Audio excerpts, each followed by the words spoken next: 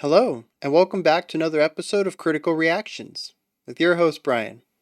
We just got done finishing listening to Joy Sparker. We're going to be moving on to some special selections right here. And today's special selection comes at us from Pear. It says, hey there, I think melodic progressive rock with microtonality needs representation on the channel. The Mercury tree does that, and I really love what they do. Brought to my attention about a year ago, I immediately bought a couple of albums on Bandcamp. I suggested the title track of the album Permutations for the dissonance theme, but it didn't make it. I'm curious how this semi-epic will treat you and how the analysis will come out. Cheers! Alright, let's dig into this one. We got some Mercury Tree, and we got 11 minutes, semi-epic, as Pear said. So let's dig into this and see what's going on.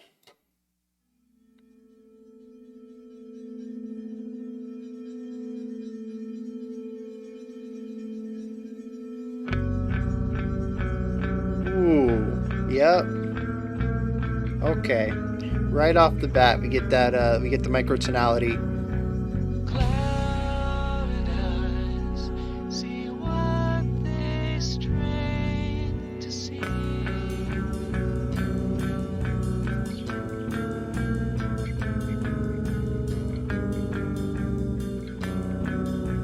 Stark evidence lift the veil to me. I like how the microtonality is even showing up in the vocals as well.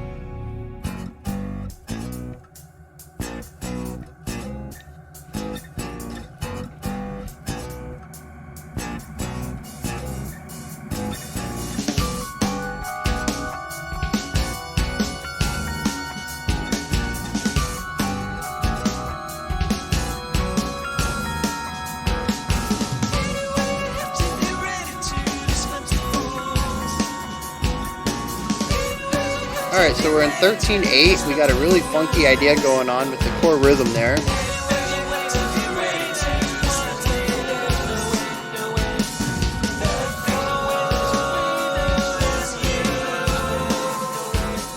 Wow.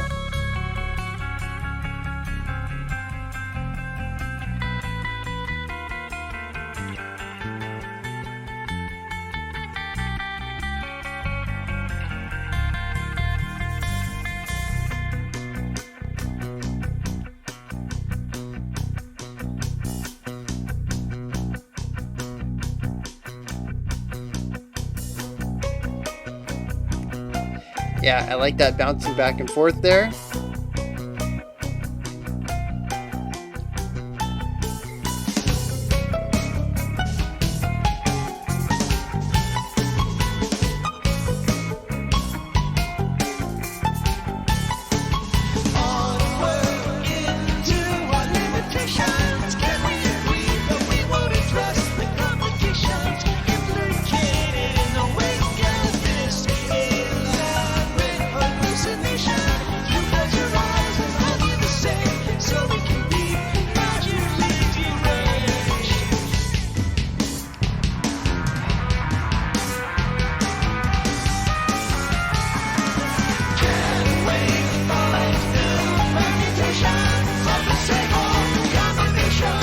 They got 4 vocal tracks going right now.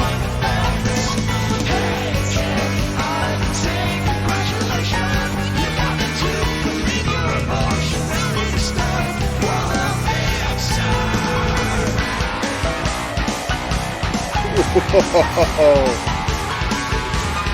That's an interesting tone.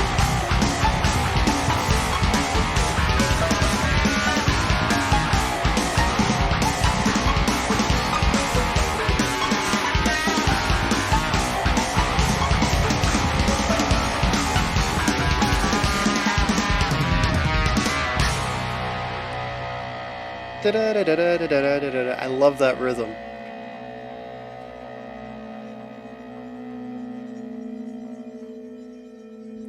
Yeah, their layering so far has been very great. And this is the same idea that we started the song on. Walk me through the part I must have missed.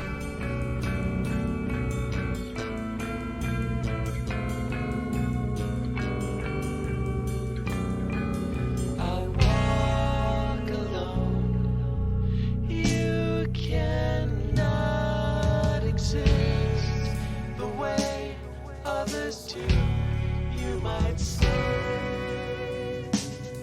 it's a lost cause. There's some really cool chordal textures going on due to the microtonality I'm not used to.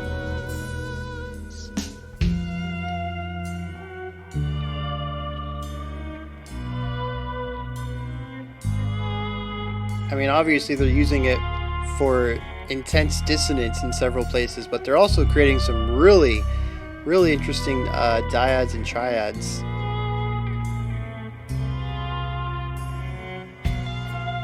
And even just walking down these chords,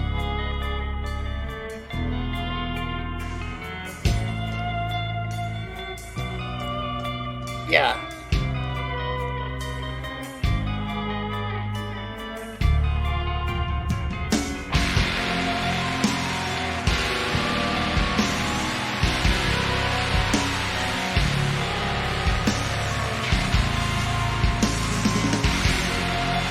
We've moved to a 5 pulse here.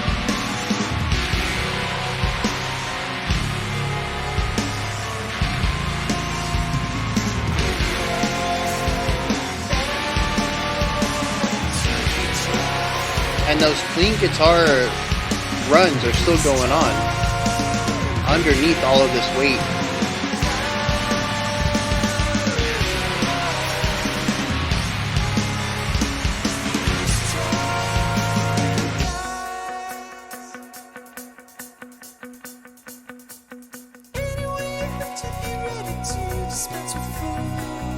Lots of use of falsetto.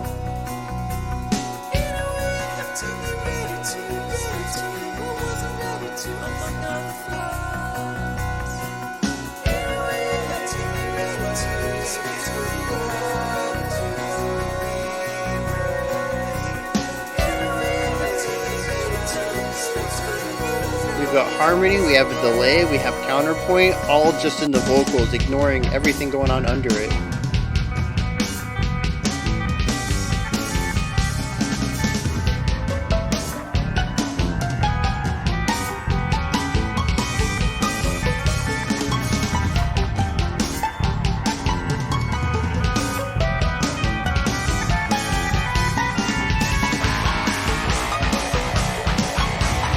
Yeah, so I like this idea of permutations.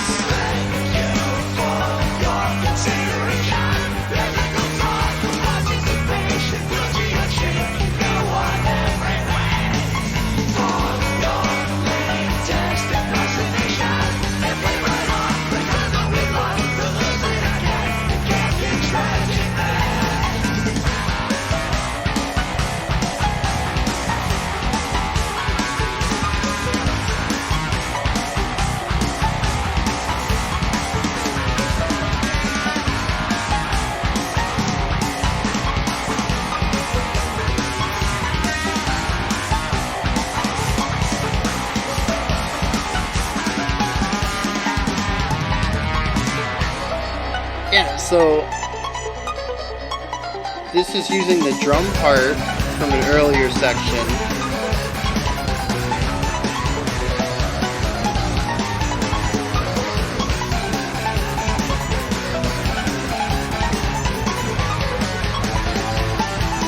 Yeah, dude, I'm loving those little gallops in the drums. I think it's hi-hat work, and it just sounds phenomenal.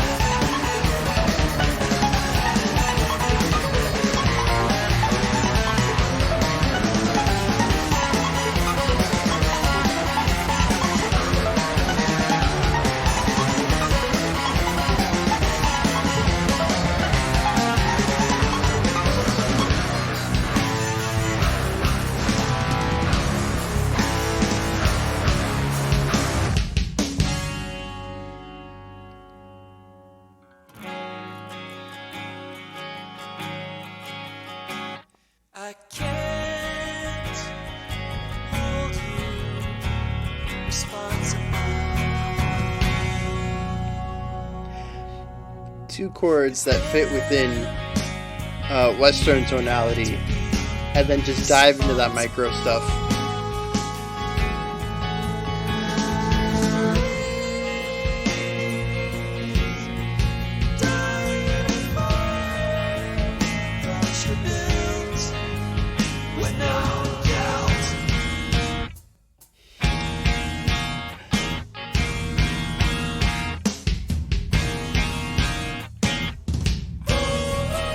I like how experimental they are with tone as well.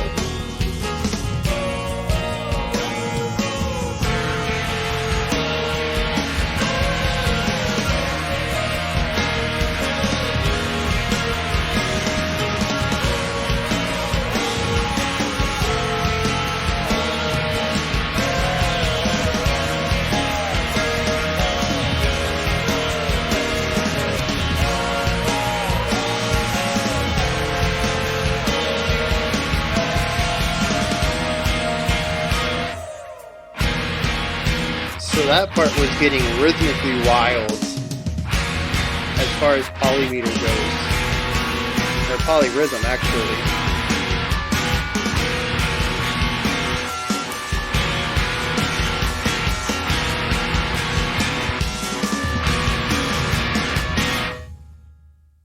Hmm.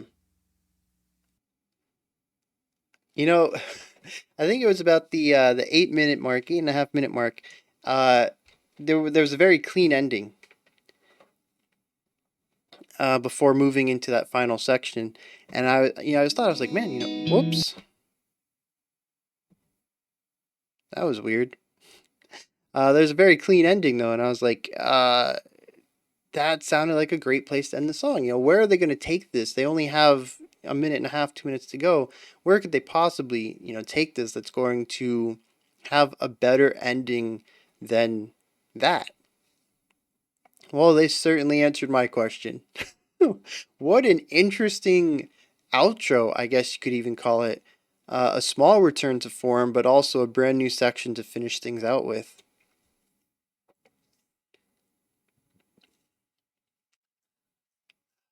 What do I have to say about this, though? This is interesting.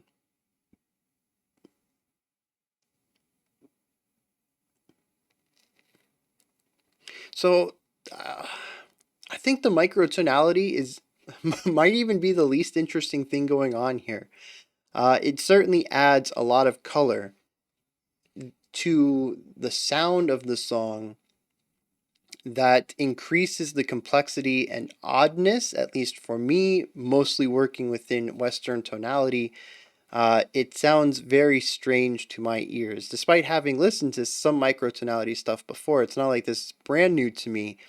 I still don't have a lot of time with microtonality, and I don't think I will ever overcome that. I could listen to microtonality exclusively for years, and I think Western tonality will always be a home to me. I think I'll always quickly settle back into Western tonality and find microtonality more difficult to ease into. But aside from adding some color and making dissonance extremely easy to bring into the track,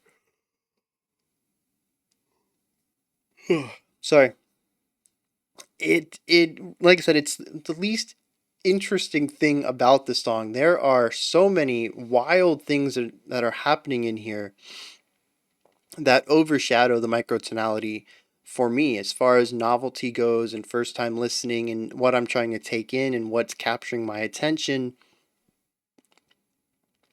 So let's dive into let's dive into this. The first thing that obviously got my attention, it was what the first sound I heard was utilizing microtonality to create dissonance. Uh, yeah, microtonality is great for that. It's very easy to create some dissonant tones with it because you can get two tones that are very close to each other. If you've ever played music or heard music and have heard in Western tonality notes that are a half step away from each other, C and C sharp, A and A sharp, whatever, one half step, even E and F, you'll find that they're very dissonant tones. And it's due to the small difference in the wavelength and how that clashes rather than amplifies. Imagine if you can have even more of a minute change in the wavelength and what kind of uh, dissonance that can create. And that's where microtonality comes in. They find notes between the Western half steps, and it clashes even harder with the notes that we are used to, or even notes that aren't, picking two notes between our half step, the Western half step, um, and you can create some incredibly deep dissonance with that. It's the same thing as being slightly out of tune. If you have two instrument players, even if they're tuned in, Western tonality, and they're both playing an E, but one is slightly flat or slightly sharp, that's basically the same thing as microtonality. And you're going to get that same massive dissonance, which is why it's so important when you get large groups of people together for orchestras and stuff that, everybody is in tune. It is so important because being just a hair out of tune is going to be heard so presently. I don't know. So sound is wavelengths, and when you are playing the same thing, they amplify each other. I don't know if it's multiplicative or linear, but you can create some very loud sounds as long as everybody's playing, almost perfectly in tune, right? They add on to the volume. I don't know why dissonance, which I believe should be the opposite, they're out of tune. They should not amplify each other. But I have no idea. I don't know the science behind it. I'm a music guy, not a science guy. I have dipped my toe into the science of sound before, but I am not going to pretend to be an expert. But for some reason, dissonance cuts through. And if you are just a hair off and you get that really sharp dissonance, it is just phenomenal how loud and attention grabbing it can be. I am getting a bit off track though. So they're using the microtonality to get some really deep dissonance here at the beginning. And it's interesting to me that dissonance ends up getting paired with some beautiful vocals that come in not too long after. A few bars, we hear a couple repetitions of that. What I like about these vocals though is that they start out already in, I think, a mixed head and chest voice. It's definitely a bit upper in the range. We do hear a higher note later on that I think is full falsetto, but it is a bit higher. And I love how there's these minor steps down. And the first time I heard it, I was like, okay, he's taking steps down in the melody. But it was like the third or fourth time that we heard this repetition, and I was like, wait, there's microtonality going on in this melody line as well, in the vocals. It's not just using instruments with that are microtonally tuned, which I think for guitars would just be frets that are set up for microtonality, although you can also do it fretless. I don't know if they have fretless guitars. Fretless basses are pretty common. I don't know if I've seen a fretless guitar, but I assume, you just don't put frets on the neck. It's not like it's rocket science there. I assume they exist. But usually when I see a guitar that's used for microtonal playing, it just has, millions of frets on the neck. And so, the instruments are kind of created to allow for this. But with vocals, it's just something you have to do. And it never really crossed my mind that, it's not that I didn't think it was impossible. I never thought about it. Never really dawned on me until he started singing microtonally. And I was like, wow, everything is microtonal in here. They're really going all the way with this. I was a bit concerned at the beginning, given all the dissonance, that they were really going to dig into that. And I'm glad that that wasn't the core element. There were sections, a few of them, that utilized the microtonality to create strong dissonance, but it wasn't utilized everywhere. I think that this vocal line starting out with is a great balance to that. We see the dissonance that can be created with it, and then we see a lot of beauty that can be created with it. And they're paired together, which is interesting as well. We have this harsh dissonance on the ground, on the sound floor, and then above that, our melody line. actually plays off of it fairly nicely. I feel like they kind of separated a bit, got some distance away from the tones that they're utilizing for the dissonance so that they can pair a little better without clashing with either one of those notes. And I think it works very well. It's a nice sort of, opposites, dark versus light kind of concept there, harmony versus dissonance. It isn't long though until we bring in more layers. And I think the first time, I don't remember what else was going on because I was just stunned with the vocals. There are four vocal lines. We had two voices harmonizing center. We had a completely different spoken word thing in the left side, and then we had a totally different melodic line on the right side that was doing, completely different from what the other two sets were doing. And it all just kind of comes together into this beautiful moving element that is very full. Like, I'm going to bring this up as I usually do, but the production here, the mix is very important when you get so many layers. And first of all, just separating them out in the space is a great way to do it. But there's a lot of stuff going on underneath as well, and I don't feel like it ever got cluttered. It definitely felt full. I don't know how many more layers they could have put in before it became a bit muddy, but it was, to me, it was at that breaking point. Like maybe one more layer tops, but you've really filled up all this space here. And it feels like it's just about to break, but it works. It's at that point, it's like a Jenga tower where, if you breathe on it, it's going to fall over. But at the moment, it's sort of stable and it's standing up. And that's where the music felt at that point. And that's when I knew we were only like 2 minutes into the song, and I knew that these guys had a vast control over the music that they're creating. They know exactly what they're doing, and they're implementing it at a very high level. Is when they towed this line perfectly between having too much and it toppling it over, and it blew my mind. And then the song just continued to blow my mind. We danced between ideas of dissonance and harmony. There's a ton of areas in here that I love how it doesn't dig into the microtonality completely. They know when to use it and when not to use it.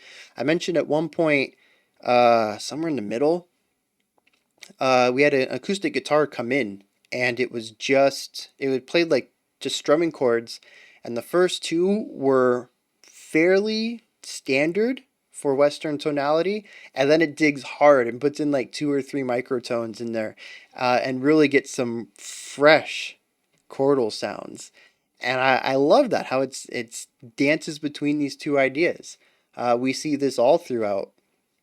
A lot of the vocal harmonies I feel dealt with Western tonality as far as triads rather than microtonality. Although it might, I mean, let me put it this way: the chords felt like they would fit into Western chord concepts. They might have still been using microtonality, but the distance between the notes still lined up to something that sounded like a Western chord. So, uh, yeah, I don't know about the notes themselves. So I suppose that might not fit perfectly into the idea that they're utilizing both ideas as far as tonality goes, but they are utilizing at least the characteristics or in qualities of chords from both types of tonality. But either way, the end result is that you can, or at least I could, I don't want to speak for everybody, I heard ideas that I felt very comfortable with, and I heard ideas that were new to me in introducing new textures and chord qualities, and it was just really fun hearing this bounce back and forth. Now, I do want to talk about what I think is the core aspect of the song, and that's permutations. This song is built off of several ideas that are reconfigured into new combinations, which, if I remember correctly, is what permutations are. Um, there were a couple of times during the reaction I was like, oh, that's what we saw earlier. We're returning to this idea. And even there at the end, I think one of the very last things we heard was the distorted guitar tone with the clean guitar run from like 3 sections prior, and the drum part from like the third or fourth section near the beginning of the song, with a brand new vocal track over it, I think it was, or at least new lyrics. It might have been just new lyrics. Um, and it's to me, the whole song is about taking these ideas and just rearranging them, seeing them in new lights and new contexts. There's so many parts. I think if I listen to this a second, a third, a fourth time, it's a fairly dense and long track, so it'd probably take a few times to really hear everything. Maybe I'd even hear new things on the 10th time. But they take an idea and they'll put it in a future idea or pair it with something else that we had seen in the middle, and I could probably continue to listen and say, oh, I remember that. That was from minute 3 or whatever. I didn't hear that last time. And I love how that concept of permutations isn't just the name of the album. It isn't just the name of the song. It's actually the basis, the foundation of how the song is written. The song structure itself is based on the permutations of the concepts, the phrases of the song. Now, I wonder how this came about. Did they write a couple of sections and then take out the pieces from them to rearrange them? Or was it done in a more isolated section where they wrote a heavy guitar riff, they wrote a clean guitar riff, they wrote a fast drum part, they wrote a soft drum part, and then they just combined them?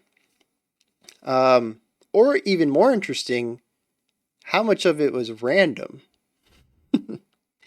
uh, I'm not a big fan of writing music through chaos. I like to control things, but I have slowly been opening up to this idea of allowing things to happen rather than forcing them to happen. And I wonder if any of that happened here. Um, but interestingly, a lot of it comes together, and I wonder how much of that is in thanks to the microtonality. When you're dealing with Western tonality, there's, at least for me as a listener, there is an expectation of sound. You can either be harmonizing or you can be creating dissonance. And we do have some chordal qualities that kind of toe the line and feature some more dissonant ideas. We do have chords that introduce dissonance into them.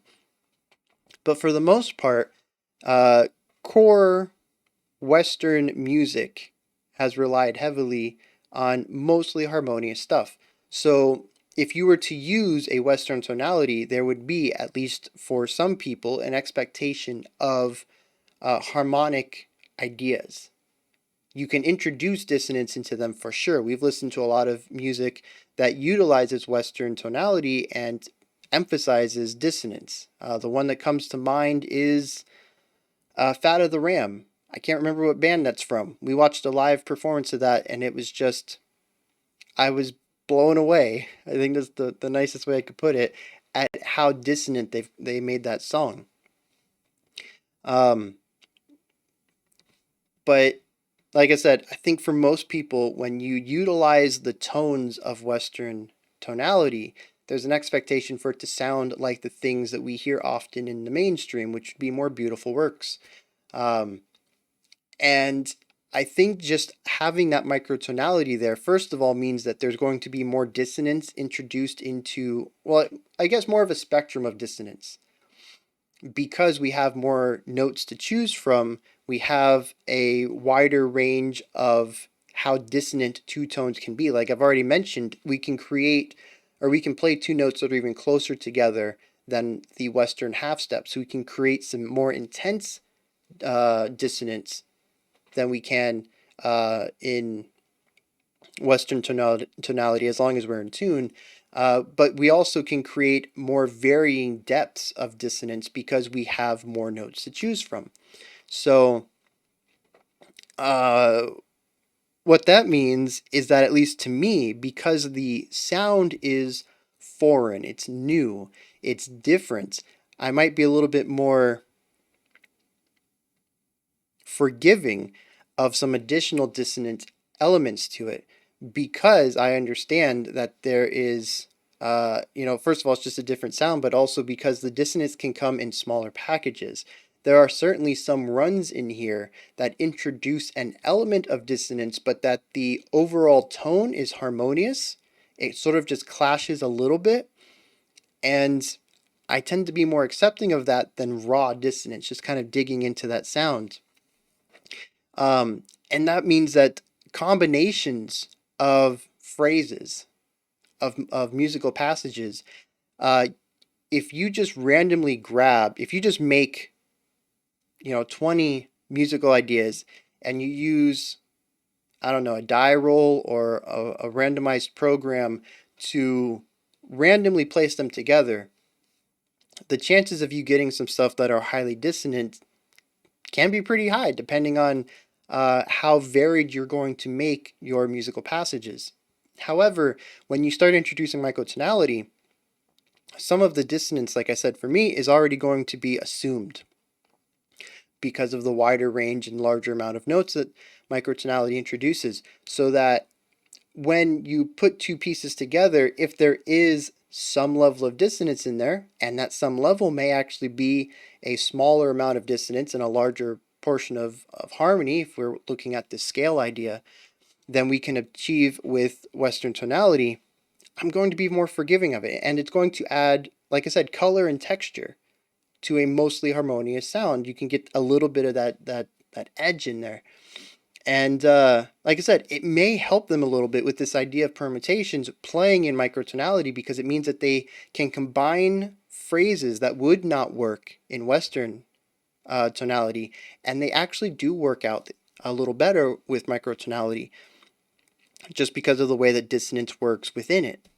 I think I went quite a bit the scenic route to get to that point, but I hope I made that clear, that I think the microtonality aids them if they were to go a more randomized route with this idea of permutations. And there was one more thing I wanted to talk about, at least one more thing. And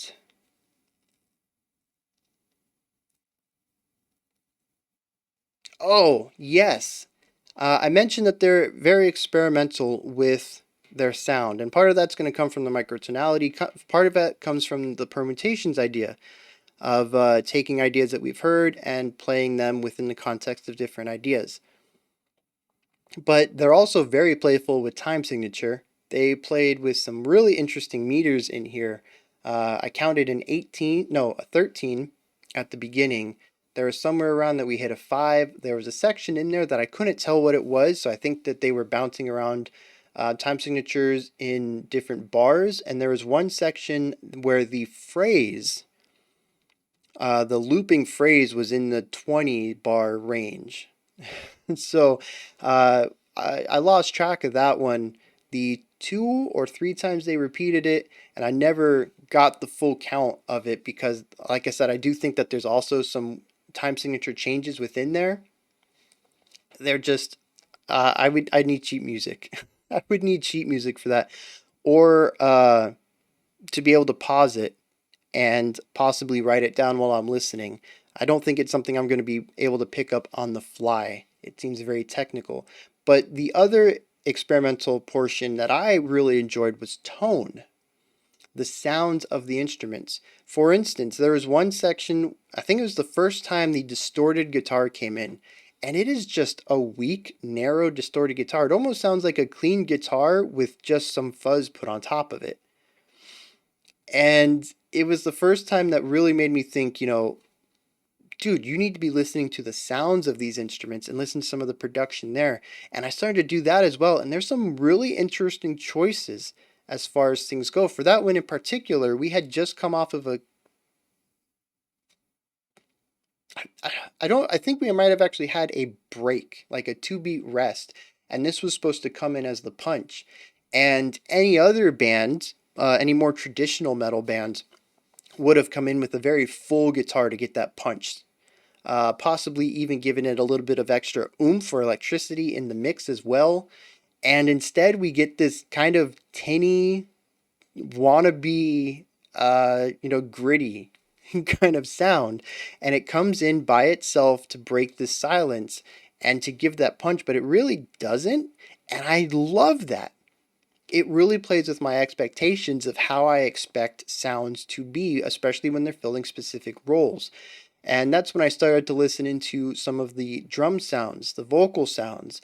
I noticed that for a song as heavy as this, there's actually a lot of falsetto in here. Some of the there's a lot of what sounds to be just plain, clean guitars. Maybe a little bit of mixing on them, but not effects. They just sound like a standard guitar, a clean guitar, not acoustic. There's no reverberance to it. It's just kind of the clang of the twang, clang, whatever sound you think an electric guitar sounds like. But it's missing that reverberance, that width that acoustic guitars get from its echo chamber. That doesn't sound right. What is the body of the guitar? What is that called? Does it have a specific name, or the audio goes in and bounces around and comes back out louder? I mean, that's how acoustic guitars work, but is there a term for that chamber where the sound amplifies before it comes out? So yeah, you just kind of get the hit of the guitar, and it's a very strange sound. I'm used to hearing a lot more effects on my guitar tones, even when we do clean electric sounds, and it's missing a lot of what I expect from that. I'd say that the drums even sound a bit dry, which is interesting in contrast to the final drum sound when we're going into the outro and the drums are just they've bumped it up to like 10. They're just doing constant eighth notes, moving all around the drum kit. It's like I don't know, like a 30-second fill right there. A nice little a pocket drum solo. And that ends up being very punchy, very impactful. And to me, it's a very different sound than the way that the drums were mixed previously. So, yeah, it like I said, it challenged my expectations for what instruments are supposed to sound like, and even in particular, what specific roles are supposed to sound like. And I am walking away from this track happy and intrigued. I love music that challenges me. This music certainly challenges me in a lot of a lot of ways. Production, sound. I mean, just basic tonality. It's really pushing me on there. There's a lot of sections in here where the dissonance I don't think really worked for me, but that's it's just part of their toolkit, and they implemented it in there, and I think it works well overall. It's just in the moment I wasn't a real big fan of them. I don't know if I would want to listen to this again, but I do think I want to listen to at least one of their albums to take it in and at least expose myself to this type of music. Like I said, it's experimental in almost every way, and I absolutely love that. This is where you guys come in, hit me up in the comments. Let me know what you thought of the Mercury Trees permutations. There's two of them, permutations. Let me know if you enjoyed it, if there's anything that stuck out to you that maybe I didn't talk about. Let me know if there is something I talked about and you wanted to add on to it, whatever. Hit me up, let me know what's up. Above the comment section, there's a description box, and there's a link for Linktree. When you click it, it takes you to this menu right here. It has links for everything related to the channel. You can follow me on Twitter, join the Discord community, support me through Patreon, buy some merch, submit your own special selection if that's your deal. There's a bunch of stuff. Go ahead and check it out. Above that, if you could, like, subscribe, and ring the bell. I greatly appreciate all three of those. I'll be back tomorrow at 5 p.m. Eastern Standard Time, 10 p.m. UTC. We'll be looking at another Joy Sparker, and we'll be looking at our last special selection for the week, because of course on Friday we'll be doing a creator's request instead. Alright, until next time, remember to be critical but not cynical of the music you listen to, and have a fantastic morning, afternoon, or evening whenever you choose to watch my videos.